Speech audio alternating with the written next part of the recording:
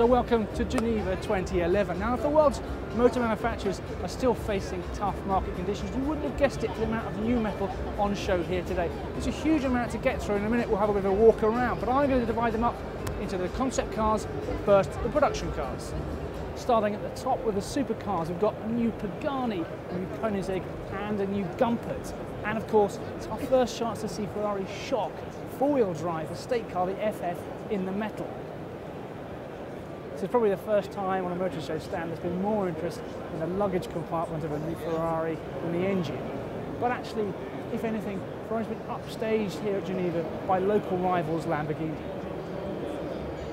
You see what I mean? Lamborghini unveiled the Aventador several hours ago, and there's still a huge throng of people around the car.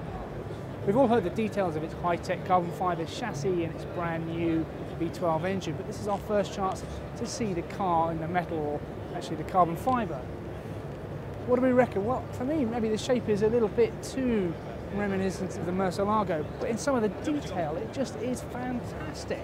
Let's go and have a closer look. Well, the first thing to say is I reckon if you've got a Gallardo, don't come and sit in this car, because this feels much more spectacular, much greater sense of occasion. It feels like a proper Lambo in here. If anything though, there are even larger crowds over here at the Alpha stand that unveiled this, the 4C, mostly because this car came from nowhere. There was no pre-information about it. The facts are, it's a rear-wheel drive, mid-engine sports car, about 850 kilos, over 200 horsepower. They are going to put it into production. It's going to be about 45,000 euros. I think they're going to sell out in minutes. Over at the Gaydon outpost, both Aston Martin and Jag have got hotter versions of existing coupes.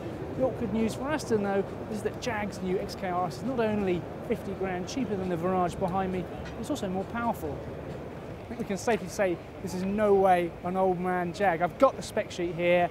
Engine, about 540 brake horsepower, revised suspensions lower, stiffer, revised aero to reduce lift. 0 to 100 time, about 8 seconds. We need to get a go in this pronto. But of course, it's not all about sports cars at Geneva this year. Ford has unveiled its new B-Max, a Fiesta-sized MPV, notable for its sliding doors and absence of B-pillars. And not to be left out, Vauxhall has got a new Severa. Elsewhere, Mercedes is showing its new C-Class coupe, but much more interestingly, Morgan have got a new car. Although strictly speaking, it's not a car, it's a three-wheeler. What we've got here is a V-twin engine, 115 horsepower, about 500 kilos, and a price of about 30 grand. I think it's a real breath of fresh air. So if we move on from the cars you can actually buy and look at some of the concepts in the show, starting with this, the Mini Rocket Man. It's based on what Mini says a 3+1 layout, broadly the same as you get in a Toyota IQ. Now, production hasn't been confirmed, and if it does get the green light, we still won't see this until about 2015, and one thing's for sure, we definitely won't see these fantastic doors. On BMW's main stand, we've got this concept which is called Vision Connected Drive, and it's about two things. One is a new way of conveying information to the driver through a multi-layered head-up display. It also gives us a glimpse of what a potential range-topping sports car might look like for BMW. Well, they won't. Frankly, I think they should build it just as it is. This is Mazda's Minbari concept, which is relevant for three reasons. One, because it shows a new, more assertive design language. Two, because it's powered by a new range of efficient engines called Skyactiv. And three, but this is in essence the production CX-5, which we'll see later this year. We're now on Toyota's rather enormous stand, where the star attraction appears to be concept for the new Yaris, and it's all well and good, but honestly, I'm not that interested in that.